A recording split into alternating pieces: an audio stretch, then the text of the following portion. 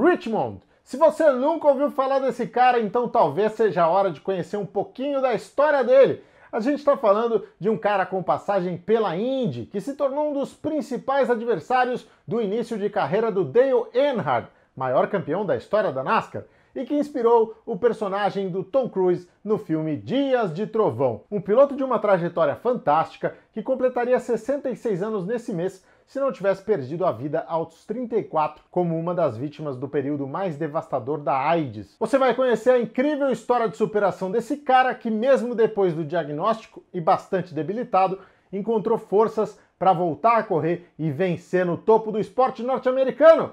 É agora no Primeiro Stint.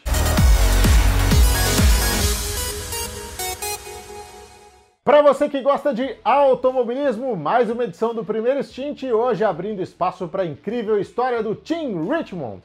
Antes, um recadinho. Peço para você acessar o site que está aqui na tela e no link da descrição para fazer parte do Clube Primeiro Stint, o clube que oferece os maiores benefícios do automobilismo brasileiro.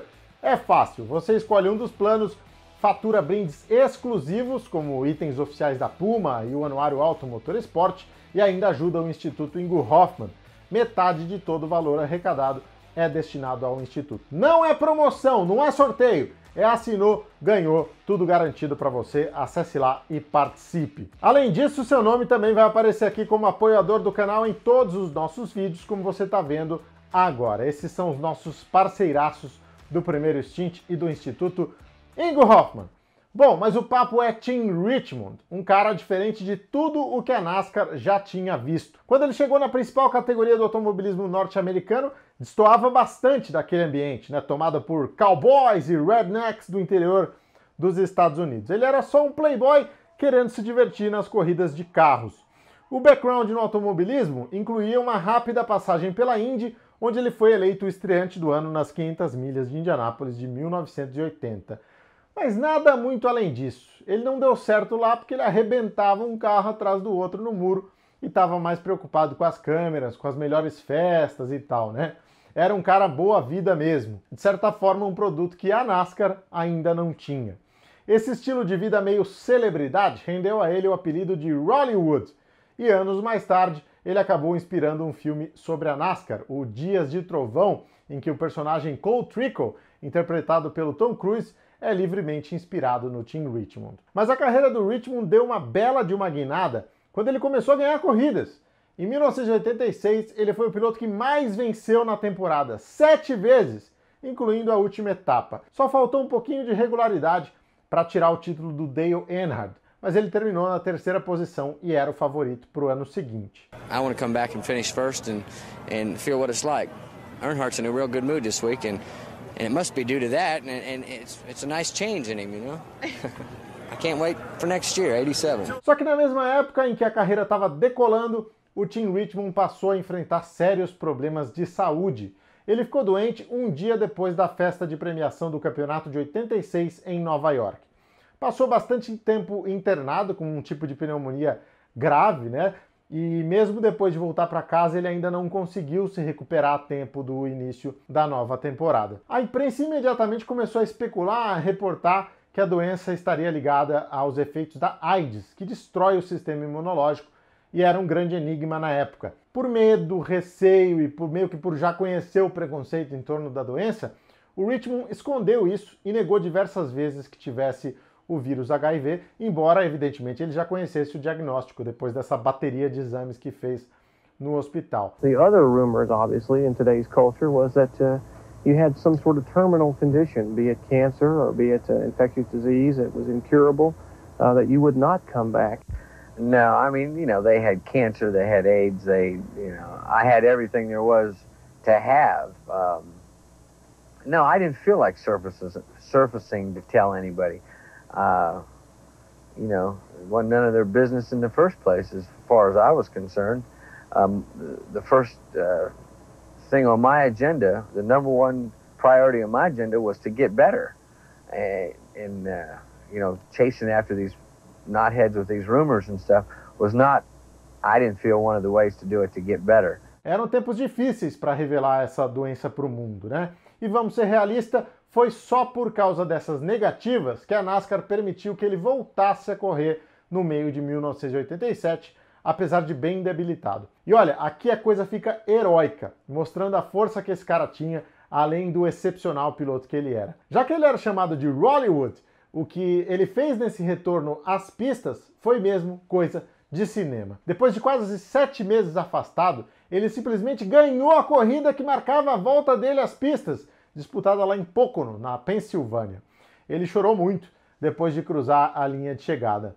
A verdade é que o Team Richmond estava impossível, parecia ter tirado forças de onde não tinha para desfrutar esse tempo que ele tinha pela frente aí fazendo o que mais gostava, né?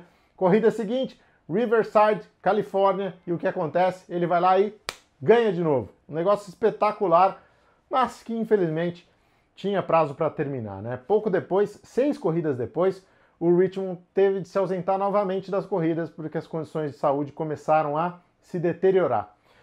E como se precisasse, né, ele ainda teve uma batalha judicial grande com a NASCAR por ter sido suspenso por doping.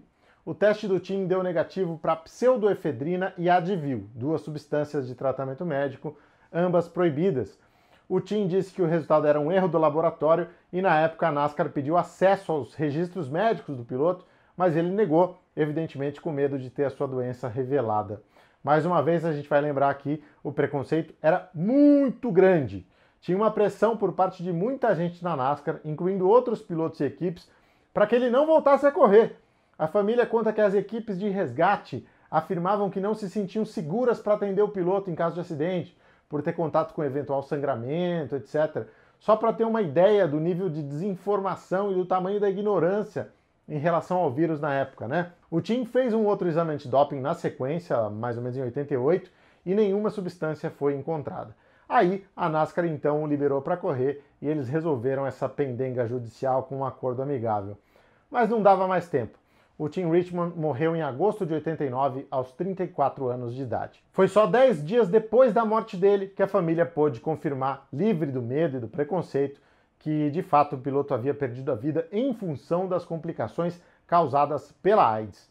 Ele nunca soube exatamente em que momento da vida ele contraiu a doença, mas o Team Richmond era conhecido como um cara bastante promíscuo, um cara que estava sempre com diversas mulheres, em diversos ambientes, e isso não era segredo para ninguém, provavelmente um cara que se descuidou ao longo da vida. Fica a reflexão de até onde o Team Richmond poderia ter chegado se não partisse tão cedo, né? O grande adversário dele, o Dale Earnhardt, é simplesmente o maior campeão da história da NASCAR, com 7 títulos no total, então ele teria sido pelo menos ali uma pedra no sapato, né? Teria dificultado um pouco as coisas para o Dale Earnhardt. Aliás, aqui vai uma curiosidade também, o Dale Earnhardt acabou morrendo em um acidente na NASCAR em 2001, na prova de Daytona, e aliás, o acidente dele deu origem, né, ajudou a preparar, a surgir, a lançar no mercado o Hans Device, que protege o pescoço dos pilotos e que tem salvado muitas vidas aí ao longo desse período. De qualquer forma, fica mesmo essa avaliação de que o Team Richmond poderia ter tornado as coisas um pouco mais difíceis para o Dale Earnhardt enquanto eles eram adversários, né? Pelo que eles fizeram no tempo em que estiveram juntos na pista, é certo dizer que a NASCAR, no mínimo, teria visto outras disputas espetaculares entre os dois. Se você gostou de conhecer essa história, deixa o seu like, se você gostou, compartilhe e principalmente se inscreva no canal para não perder nenhuma atualização do primeiro stint. Aqui você tem conteúdo exclusivo sobre automobilismo toda quinta-feira às 19h30.